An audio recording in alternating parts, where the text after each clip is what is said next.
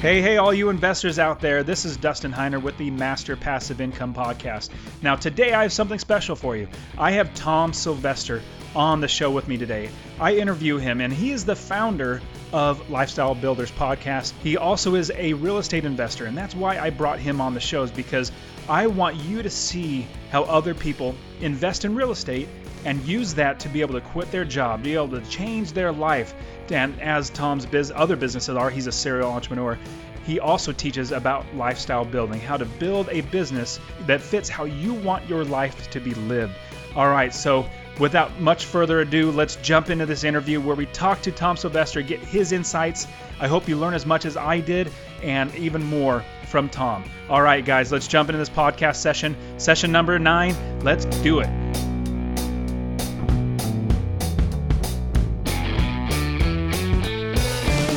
Welcome to the Master Passive Income Podcast, where we talk about investing in real estate rental properties with a special focus on making enough money so you can quit your job and live the dream life. And now, here's your host, Dustin Heiner.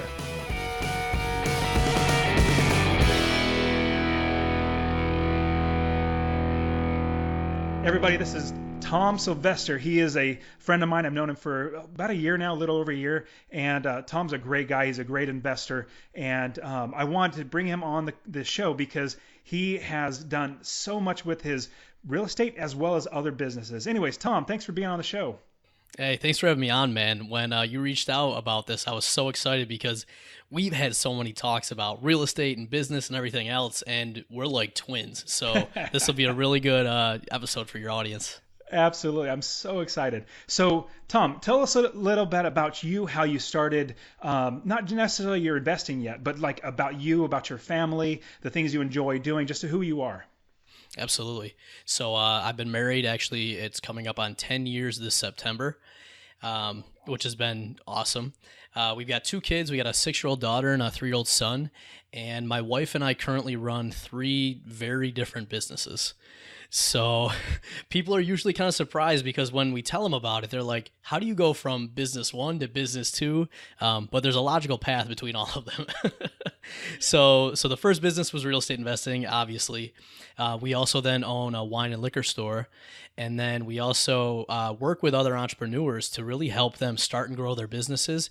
And for us, it's a focus on not just creating a business to create a business, but creating a business to create your ideal life. So my wife and I have been able to both leave our jobs, which has then opened up just so much more than we would have thought about, even 10 years ago, of being able to build the lives we want, spend the time with our kids and our family, and really just do the things that we want to do and not be constrained to like a job. That's fantastic. So what is your ideal life? Because I know you do coach that, you teach that, and that's part of your business model is to help other people. What is your ideal life? Yeah, it's funny because we've always had an idea, and I think most people do. They have an idea, but they don't really solidify it and kind of update it as life changes. So a funny story that kind of leads me to that was I used to I got started in real estate and even entrepreneurship as I was graduating college. And I basically looked ahead. I had a software development degree, and I looked ahead and I'm like, I don't want to spend the next 45 years in a cubicle. Like, that's not the life I want for us and our family. And so, from there, I basically said, all right, well, I'm going to retire by 35. I had no idea how I was going to do it, but I want to retire by 35. How old were you at the time when you decided that? This was just graduating college, so like 21.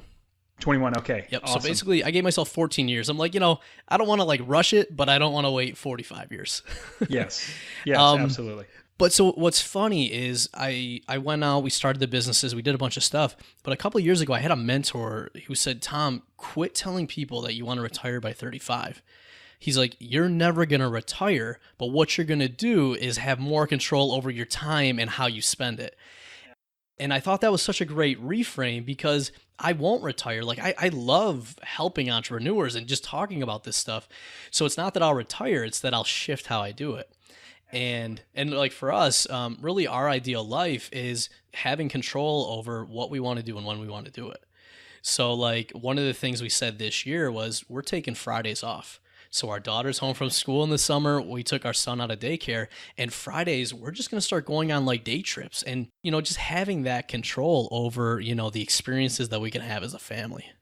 That's great. And being able to do that, being able to have the freedom to do that. Not a lot of people do. They don't have the freedom to do that. Yeah, well, and the unfortunate thing is we talk to a lot of people that don't even think that's possible.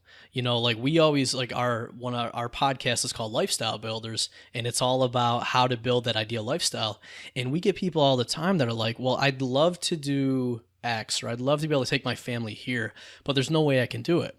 And the one thing that we always like to tell them is, quit saying there's no way to do it and start thinking about, well, how can I do that? Absolutely. Because what that does is it just opens up your mind to saying, well, I would have to maybe sacrifice this, or I'd have to do this thing. But now you're at least thinking of ways you can do it instead of instantly shutting it down.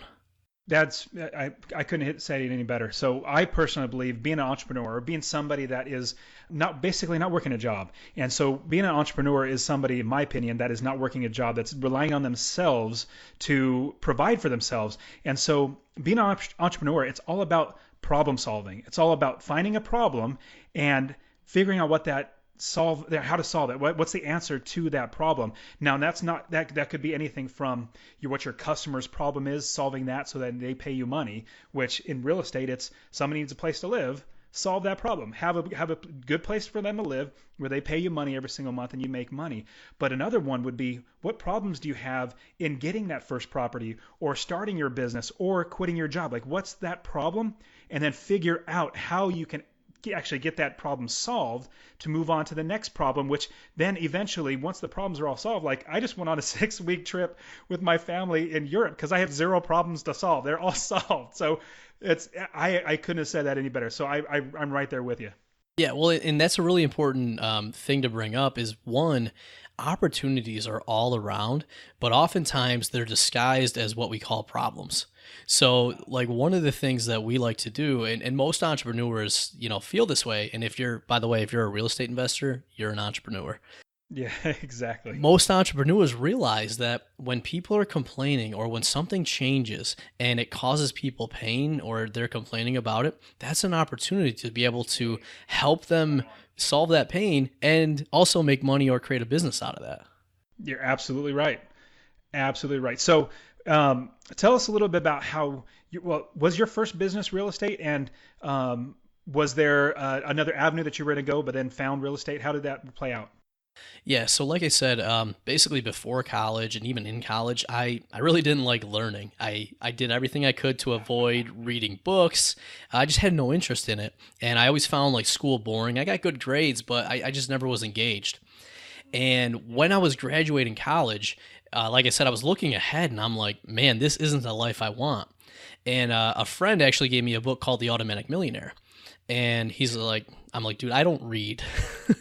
He's like, no, trust me, read this book. It's going to change your life. And so I went home, I read it, and I had come from, my parents were divorced when I was younger, and I had actually had my own apartment. And I was always working jobs and side businesses since I was 16. So when I read this book, the concept was basically by just, paying yourself first, saving money, starting young, you can become a millionaire. And that like blew my mind. But then I was like, I don't want to wait 45 years to become a millionaire. Like, compound interest is great, but how do I speed it up? Yep. And so I set that goal and I started looking for ways to make money. And I naturally went to the stock market. I realized very quickly that, one, you need money to make money. And two, you've got to learn a lot and know a lot because there's a lot of factors outside of your control. And then I went into trying to do an MLM because it seemed like a good path to go. That wasn't the case for me at all. Absolutely. And, I kept trying to start different businesses, and my wife actually just kept saying, no, like, I don't want to do it. And so one of my great ideas was, well, we're renting an apartment right now. What if we just bought a duplex? We'll live in one half, we'll rent the other side out, and then basically we won't pay any rent. I thought it was genius. She did not. So basically the pattern that was coming up here was I kept trying to start a business. She kept shutting it down. And ultimately I was driving home from my job and I was just depressed. And an ad came on the radio that said, hey, are you looking to build your dream lifestyle? You can do it through real estate. There's a free 2-hour training. And I'm like, yes, this is it. So for anyone that's heard these ads or maybe hasn't been to these things, essentially what they do, they give you a free 2-hour training that just basically gets you excited. And then they sell you into like a 3-day training. For me, it was $500. So I took my cousin, I said, let's go to this. So we went to this 3-day training, and then they basically give you a little bit of information on real estate. They overload you with all the different strategies you can use, and then they upsell you into very expensive packages. So I was ready to walk out the door, and then I was like, if I don't make this work, how am I going to make it happen? So ended up spending about $7,500 on 2 different credit cards that were like 25% interest rate to buy this advanced real estate training. And come to find out, one, this was 9 months before we got married. I didn't tell my wife, and I just put a bunch of money on 2 credit cards that we didn't have money for. Oh, man. So that was my intro into real estate. We went to one of the training sessions. I ended up finding out that it wasn't that valuable, and all the rest of the ones I was going to have to travel across the country. So travel costs, all of that. And I looked and I stepped back and I said, you know what? You're a problem solver. You've already got enough information. And guess what? You have the internet. So I started looking online, and within a couple of weeks, I basically said, I'm not going to go to any more of these trainings. I'm just going to go and do the work. And within a couple of weeks, I found a duplex in the paper, called the owner, ended up getting that under contract. And within like 2 months, we had our first duplex. And then it just snowballed from there. That's awesome. So in getting that first property, was that difficult? Like because I know you already had the mind shift that you wanted to go this route of be an entrepreneur, invest in real estate. Was it actually hard to get that first property? And from then sequentially down the road with the multiple properties that you have, was it easier as you bought more properties? Was the first one the hardest, and did it get easier after you did that? Yeah, first one's definitely the hardest because you don't know what you don't know. And for anyone that hasn't bought your first property yet, I want to give you a piece of advice that I learned. So when I first got started, I was so afraid to like make a phone call or to make an offer. And I was like, if these people don't think I'm an expert or I'm this big company, they're never going to want to talk to me. So I went out and like tried to come up with a perfect business name, and I like made business cards, and I had all these scripts, and I tried to do everything, which was actually just delaying me from getting the first deal. What I ended up finding out that first deal and beyond, you're actually better off to be an individual that's inexperienced, because when you go to work with somebody on buying their house, they don't want to work with a big corporation where they're just a number. They want to work with a person. And if you come and to be honest, be like, hey, look, I'm just getting started in this, but I know I can help you. Let's kind of figure out how to do that. One, they're going to be more open to talking to you. Two, they're actually going to help you along the way. Because if you say, great, we just got a deal, or we just, agreed on a price.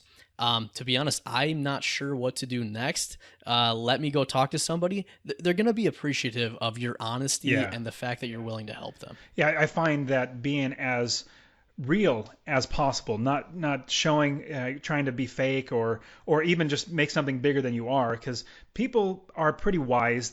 I think they'll catch on to it pretty quickly. But just being honest and being real, that's the best way that I've found to run my business, is just be straightforward and up and honest. And so I think that's great advice. And with that, so one of our core tenets of how we run businesses is our first thing is called do the right thing. So whenever we get to a decision, the correct answer is do the right thing. And here's how that pays off for you.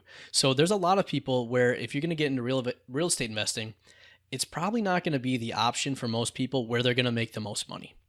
And I'll tell people that. I'll say, look, I'm a real estate investor. This is how we do things, and we've got to be able to make some money. If you're looking to really maximize how much money you get for selling this house, your best option is to go to a realtor. And so what I'm doing is I'm not trying to like get a deal or whatever. I'm trying to just help these people out. More often than not, if I tell somebody that, either they're going to say, I already tried a realtor. That's not the way to go. I just want to get this house sold. Or they're going to go and try the realtor. Maybe they'll sell their house and they'll be good. But if not, they're going to come back to you because you were the one that helped them out there, and then they realize that option didn't work for them. I found in business, the more people I help, the better my business becomes, because it all comes back to you, I believe, because you help somebody, you just give them either free advice or you literally help them to do something, and you're not charging them any money for it. But at the end, they're going to say, hey, this person was really valuable. Like, they helped me out. They didn't want anything in return. I'm going to go back and benefit them by either selling their house to you, or whatever it might be, or even just telling their brother, hey, you're selling your house, go to this guy. This guy's great. Yeah, absolutely. And in terms of the first time you do something, like, I remember when we became parents for the first time, I had no idea what we were doing. Like, I had never changed a diaper. I'm like, how do I make sure that I don't like kill this kid? Like, it was scary. But you know what? Anyone that's a parent, you figure it out. You jump in, you take action, and you're gonna do well. It's the same thing with real estate. You got to learn a little bit of information to even know like what type of investing you want to do. But beyond that, you're going to learn just by jumping in, making some mistakes. But a big part of that too is just having the right people around you to help guide you. Yeah, that's absolutely right. And that's like what your business that you do now, where you instruct people and you help them to build their lifestyle. I did it the wrong way. I tried to do everything on my own. I did exactly the same thing as you. I took that free seminar and then bought into the 2 or 3 day seminar, did that too. But when it came down to, like the $25,000 or $30,000 that they wanted for an advanced course, I thought, I don't have that, number one. And number two, if I did, I'll just go buy a property and learn myself.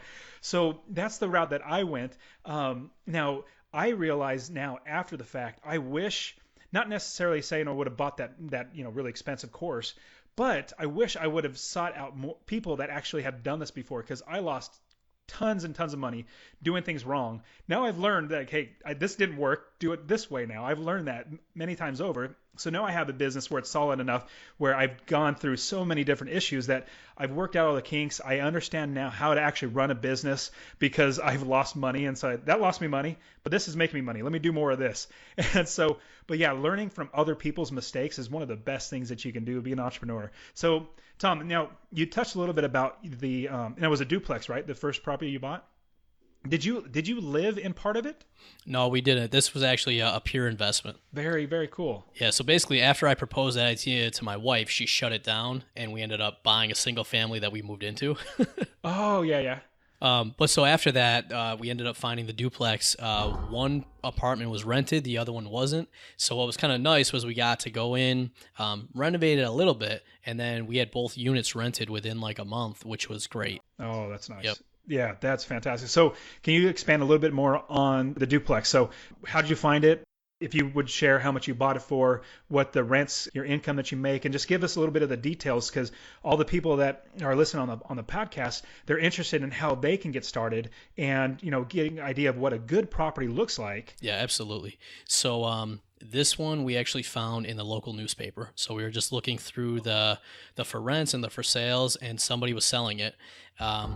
Called them up, talked to them. They wanted originally, I think, like $36,000 for it. Ended up negotiating them down to about $29,000. And part of this is a really good tip. When I talked to them, I was just asking questions because I was so nervous and I really didn't know what to do next. So I just started talking and asking them questions. Come to find out, they had bought the property a year and a half before. They got it as a foreclosure, and then they didn't want to be landlords. So they were trying to get rid of it, and they had tried to sell it one other time, and the deal fell through. So kind of by mistake, by asking questions, I learned a lot more about their situation, and I knew that their biggest thing wasn't necessarily making money because they had bought it for like $10,000. So they were going to make money anyways on it. So after kind of getting some of that information, we were able to negotiate them down and really build a win-win. So we bought it, I think, for about $29,000. The most difficult thing, actually, believe it or not, was it was such a good deal that we couldn't get it financed with a bank because it was so low cost.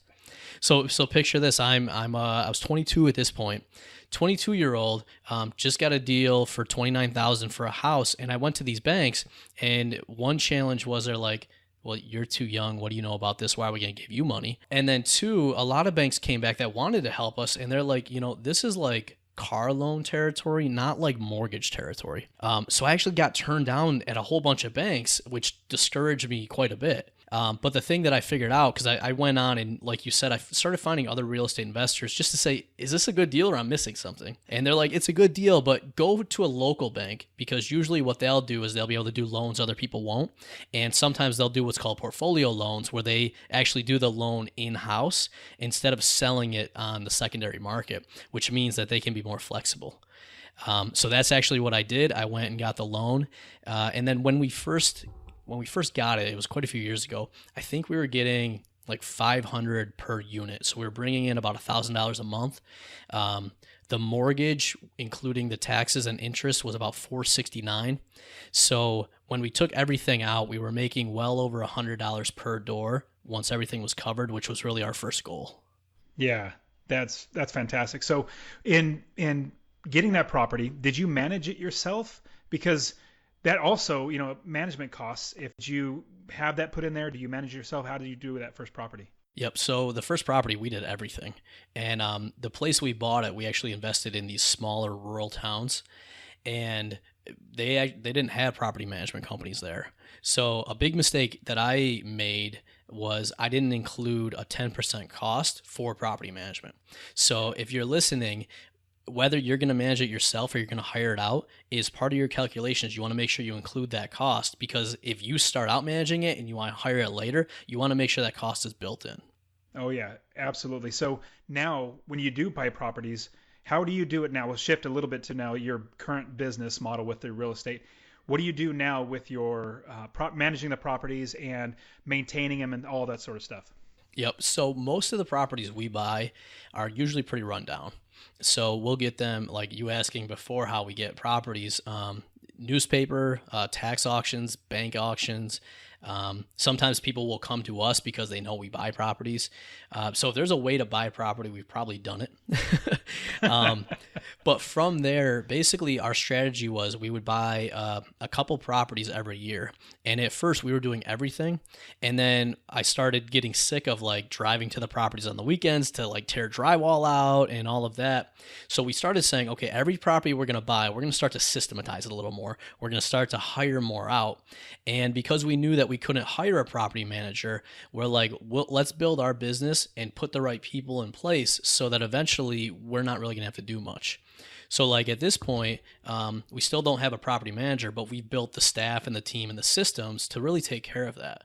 So if somebody's interested in our property, they go to our website, they can see all the information they need, they can schedule a property tour, they can submit an application all online. We've got people that we call for any of the maintenance that comes up, and we've got people that handle a lot of the administrative stuff. So we end up spending a couple hours a month just on like the strategy and the financials, and beyond that, like we're not ever at the properties or any of that. So are these contractors or subcontractors, or are they actual employees where you give them a W-2 at the end of the year? How does that work out? Yep. At this point, they're all subcontractors.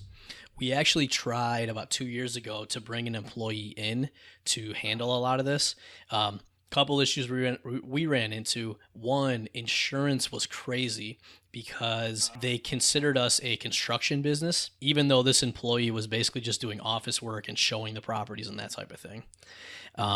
So we ended up kind of shifting away from that, and we just have, basically subcontractors for each of the main roles that are required. Do your tenants, do they submit like a maintenance request to you through your website, and then it's your job to say, okay, this is a plumber, so a handyman or a plumber, something like? How do you manage all that yourself? Exactly. Well, we have a person that really handles the phone, and we set up, this is a great tip for real estate investors too. You can set up a free phone number through Google Voice. So we have a free phone number that's actually local to the area because we're not. And so when people call that, what they actually get is it sounds like they're calling a local number, and then we can forward that to any number anywhere. So we have somebody that now takes care of, those calls, and then they basically have a process to say, if this, then do that, and they're coordinating all that. So now, Tom, with your properties that you are managing yourself, you have somebody that, so, obviously we hear a lot of people say, well, that I don't want to handle the 2 a.m. calls. I don't want to have those 2 a.m. And for some reason, it's always like, it's always 2 a.m. that people are concerned about, that is phone calls. Now, do you get those, or how do you handle those, or what happens with those types of concerns that pop up that are really emergencies? Yeah, so one of the things is your mindset when you get into this. So what a lot of people will do is they do the least amount of work required, and then they just like cross their fingers and hope nothing will happen. And when you take that approach, what ends up happening is you get a lot of emergencies. So a lot of what we do, like I said earlier, most of the properties we buy are pretty run down. So we actually renovate them top to bottom for the most part. So we're putting new wiring in, new plumbing in. We're basically taking care of anything that could be a problem, which is going to set us up and reduce the amount of issues we get. You do all new plumbing and electrical? It depends on it. Yeah, it depends on the property. I mean, some of them have been complete guts, and we'll just put everything in new. Other ones we'll take a look, and if the stuff that's in there is good, we'll keep it. But this is kind of the nice thing about our approach, because most of it's so run down. Instead of like having issues behind the walls and you never know they're there, usually we're either they're already open or we're opening them up, and then we can kind of take care of things. But the other thing is, doing routine kind of checks on your property and encouraging tenants to call you and let you know if there's an issue. So, like for example, you were talking about all the mistakes you made that cost you thousands. One mistake that we made in our area, we had to pay for water because they were basically sick of tenants skipping out on it. So, but water is only billed to us every 3 months. And so if there's a leak or anything like that, we're not going to know about it. So we had tenants in the past that their toilet would be running and it would just run 24 hours a day. And we had no way to know, and they didn't tell us until we got an $800 water bill in there. So one of the things that we started doing was when we brought a new tenant in, we would take them through the process and really emphasize, hey, if there's any problems, like let us know, because it's going, like, we don't want you guys to be inconvenienced. Plus it's going to be easier and cheaper if we can take care of these things ahead of time. So now instead of a tenant just not caring, they tend to be letting us know more. And then we'll periodically also do inspections just to make sure, like, are the batteries and the smoke alarms? Is there any issues? And then that also gives us a chance to kind of look at the property, stay connected with the tenants, that type of thing. I think that's very, very smart, especially going through the property too. Like a lot of landlords will say, well, I'm not going to actually go through the property unless they give me a call. Well, that's not smart, especially if you have maybe Section 8 properties or more lower clientele, lower class clientele that might not take care of the property as well. Yeah. Well, and that's, to your point, you want to be like, we've really focused on our onboarding process for tenants, and we set expectations. We let them know how to do all this stuff, because the more proactive you can be in a lot of this, not only is it going to save you headaches later on, but it's also going to save you a lot of money. Because like you said, the first time they saw a mouse, if you guys went in and took care of it, they're not going to have mice issues. You're going to take care of it when it's small, and they're not going to have chewed through electrical or done other damage that now costs you lots of money. Do you run background checks? We've gone back and forth. A couple things we've found is, and I think everyone's got to test this. In our area, most of the people coming in, credit scores were almost worthless because a lot of them had credit issues. So it wasn't really telling us a lot. We do run a couple checks. We've really tweaked our application to have a lot of questions. And basically what you want to do, you want to be looking for all the signs along the way that you shouldn't rent to somebody. So for example, by having a lot of questions, the people, and we put right on the application, any incomplete or incorrect information will disqualify you. So the first test is, like, do they follow the instructions right? What we've started doing over the last 2 years is we have them actually attach a copy of their pay stub. So now we've got more verification. And if someone's not willing to do that, they're probably not willing to do other things as a tenant, and we don't want those people.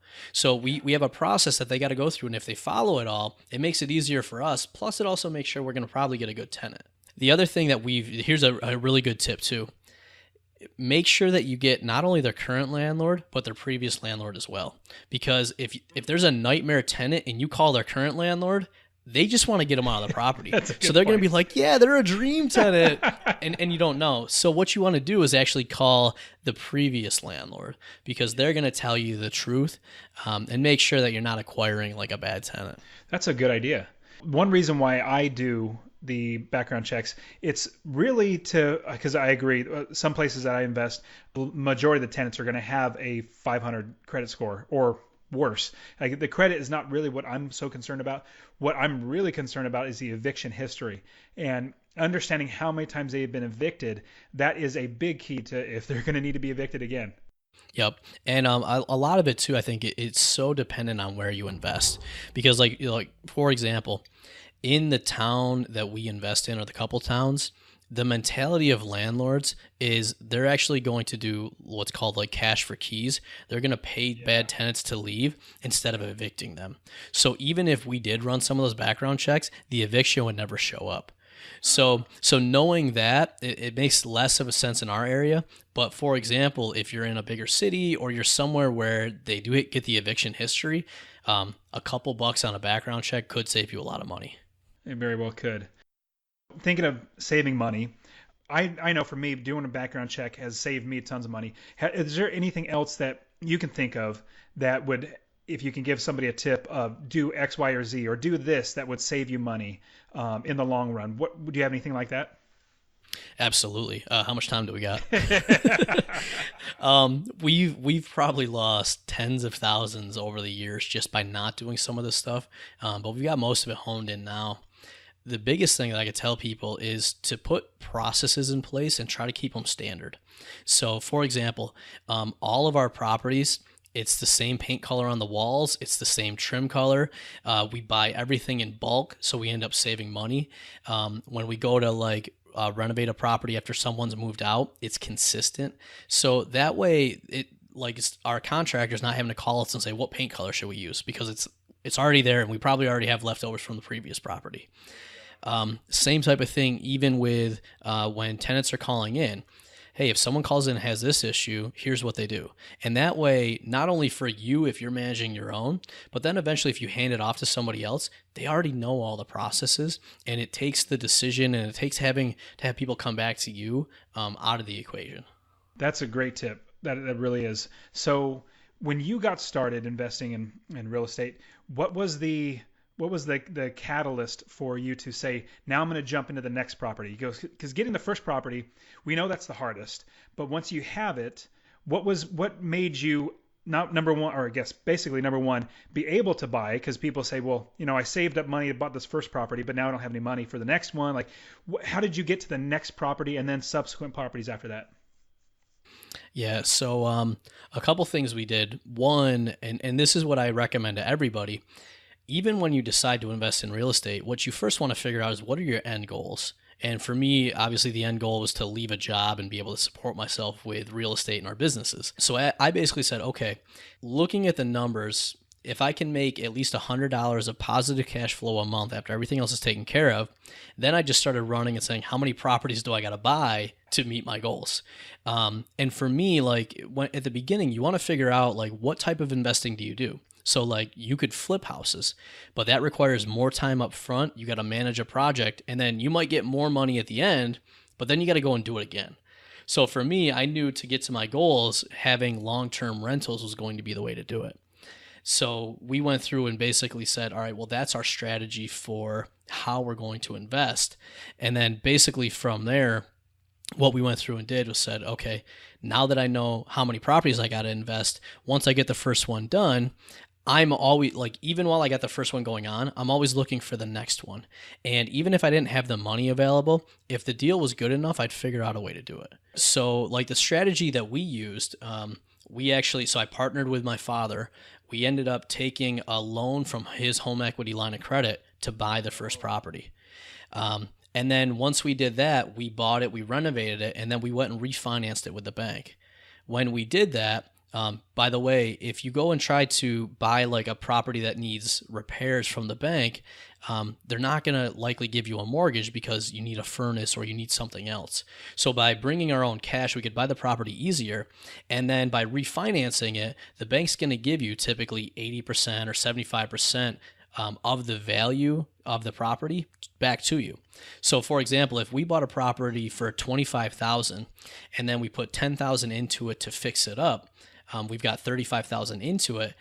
The bank, let's say it was worth $65,000. The bank would then come and give us 80% of that $65,000. So they would actually give us, I don't know, $50,000, whatever that is. So then what we did was we took the $35,000 and paid back the home equity line of credit. And then we actually had about $10,000, $15,000 left over that we could then buy the next property with. So we just kept rolling things over like that. And the more properties you get, obviously the easier this is. Well, and you were talking earlier about having mentors and having people around you. That's one of the things that I've found to be so key, because for a long time, I was trying to do everything myself. I had what I called my ego. Like, oh, I can figure this out, or, I don't need to pay somebody else. But when I got over that ego and I started saying, these people are where I want to be, like, how do I bring them into my life? Can I offer them something? Can I pay them? And once I started surrounding myself by these people that were much more successful than I was and where I wanted to be, it was amazing, and it was uncomfortable at like how much they pushed me, how much they saved me by not making these mistakes. So like that's one of the biggest things we just talked about. If you have a good deal, share it with somebody. Like find some people either in your network or pay a coach or whatever to get a second set of eyes from somebody that's experienced, and it's going to save you stress, time, money, all of that in the long run. So how was it, or how hard was it, or explain the process of setting up that business? Because you're basically the property manager, but you have people that do the work. I usually hire property managers because I don't want to think about the property. I want them to give me the check every single month. How was it going to setting up that business, finding those people that are going to be working for you, getting that business set up? Can you explain that process? Absolutely. Well, the first thing I would say is if you have the option of a property manager in your town or city, like go to them first. And there's different screening and stuff you want to do, but they probably already have a lot of the processes set up, so it's going to save you a lot of time. We didn't have that option, so I basically treat real estate just like I treat any business. I look at it as a business, and if you look at any business, you've got basically the strategy and planning, like what are our goals, what are we doing, and how we're going to do it. And then you've got three main functions. So you've got marketing and sales. How are we going to get potential customers in and then sell them our product? In our case, it's real estate, right? It's rent. And then you've got operations. So now that somebody's paid you, how do you deliver on that? How do you, give them a good house? How do you do maintenance? All of that. And then you've got finances, which is basically saying track money coming in, money going out, and let me make sure I'm making enough profit. So if you look at real estate or any business that way, what you start doing is saying, okay, what are the core functions within each of those that need to be there for everything to work? So for marketing and sales, like, okay, I've got to be able to attract potential tenants. I need to be able to screen them, and then I need to be able to move them in. So now once you've defined that, you can say, okay, well, what are the steps to market a property? And we basically go through everything very systematically. What starts a process? So maybe it's somebody giving us a notice that they're going to leave. Okay, so now we know that we've got to now start marketing it. And then we go through what are the major steps until we get to the end to say, how does this process end? Well, somebody pays us money and moves into the property. Tom, a couple last questions before we wrap up. So first one is, hypothetically speaking, if all your businesses were gone, everything was taken from you, and you had to start over with, like maybe $100 in your pocket, how would you start investing in real estate and building your business back up to where you have passive income, like you were saying, for retirement, it's there for you, all that sort of stuff? How would you start from scratch, and what would you do? Yep. First thing I'd do is I'd look in my local area and find the people that were doing what I wanted to do. And then I would spend that $100 to take them to coffee, take them to lunch, do whatever I could to get close to these people. Next to that, what I'd probably do is see how I could work for them, right? Because here's the thing. You can go pay a bunch of money for a coach, which, as long as you find the right coach, that's a great investment. But another way to learn and actually get paid while you learn is to go work for somebody that's doing what you want to do. Because guess what? They're going to teach you their processes, right? How do they find properties? How do they run their ship? And then you're going to get a really good insight into how to run that business. And then let's say that maybe you find a good deal. They might partner with you on it or something like that. So without a lot of time, money, and even experience, you're now getting back in with people that are doing it, which will give you a great launch pad. That is a fantastic advice. I know that when you think about it, even if you weren't being paid, if you wanted to invest in stocks and you said, well, let me pick the most brilliant person in stocks. Right now, Warren Buffett is arguably one of the best person when it comes to stocks. Go and work for him for free and learn from him. And then when you're done after 2, 3, 4 years of working with him, you will be able to be as wealthy as him, even though you weren't getting paid. All that knowledge you get from somebody that's brilliant like that is going to be worth so much more than you getting paid, hourly wage doing something like that. So you want to work to gain knowledge, not work to make money. And yeah, that's a great advice. Well, I was going to say, and that thing you just said bears repeating. You want to work to gain knowledge, not to gain money. And, what I'll tell a lot of people, like a lot of people, especially if they want to leave their job, they're trying to get out of their job so much. And usually they'll quit too soon. And then they end up causing all this other pressure. What I want you guys to think about, though, is whatever you've got to do something to take care of your monthly bills. And then beyond that, search for knowledge, not for money, because when you learn that stuff, you're going to be able to generate more and more money. But a lot of people end up getting caught up in always trying to get money for whatever they're doing. And oftentimes the knowledge is way more valuable than the money ever will be. All right, Tom. So last question I have for you. What is a resource or basically like a book? What book would you recommend? It could be real estate. It could be, passive income, mindset, whatever. Yeah, so I said I never used to read. I've read like well over 1,000 books now. So there's so many good ones out there. But I'm going to go back to a classic, and it's not even specific to real estate, but it's going to give you what you need to be successful. And that's called The 7 Habits of Highly Effective People. And this is one of the books that I read every year. And what's crazy about it is it's really all about you and your mindset and how you think about things and who you are as a person. And what success comes down to is really who you are as a person and what decisions and mindset you have. Because guess what? People look at our businesses and they're like, well, how do you have a real estate business and a wine and liquor store and then a coaching business? And I'm like, they're all businesses, right? And the common factor in all of those is me. So yeah, so you could tell me another industry to get into, or like with my coaching clients, the majority of the time I haven't worked in their industry, but I understand how to think like a business owner and the things to look at. And this book is one of the ones that every year helps reiterate what are those key things that I should be looking at and doing myself. Who wrote that? Stephen Covey. Stephen Covey. Okay, yes. I don't think I may have listened to the audiobook. I'm like you, although I probably still don't read as much as I should, but I listen to audiobooks. Absolutely love listening to audiobooks. I personally am an audio learner, and so I listen to podcasts, I listen to sermons, I listen to audiobooks, all that sort of stuff, and that's how I get that. So I'm gonna have to grab that one. So that's a great resource. Yeah, absolutely. And I mean, there's a bunch of other ones too. I mean, Rich Dad, Poor Dad was a huge one that changed my mindset. And for a lot of people, it kind of shifted how you thought about money and time and even like going to work for someone for free. Like that's a huge concept they talk about within there. Absolutely. Yep. So Tom, tell us a little bit about your coaching and how you help people with their business. Because like you said, it's real estate or a liquor store or coaching somebody. It's all about business. It's having a product that you're trying to get other people to either have a desire for or buy. You're basically solving problems. But tell us a little bit about your business that you're currently working on, the coaching. Yeah, so my wife and I have a coaching business, and essentially the way this came about was people were coming to us saying, one, how do you guys get everything done? You've got multiple businesses, you've got 2 kids. Tom, you're still working a job. Like, how do you get everything done? And then 2, they're like, can you help us do it? And so we didn't really think much about it, but ultimately I had taken a lot of the stuff I learned from business and then even like the corporate consulting I was doing and brought it home. And we always, integrated our life and our business together. So we just kind of did this stuff naturally and it worked. But what we realized was that other people could benefit from that and they were starting to ask us for it. So we do a lot of one-on-one coaching for like more established business owners, but our big focus now is what we call lifestyle builders. And we've got a podcast, we've got a mentorship that's really low cost. And what we do there is we help people get clear on the life they want. We then help them establish the routines and the planning and the systems to then work towards making that a reality. And then, we've got training and all of that to support them while they do it.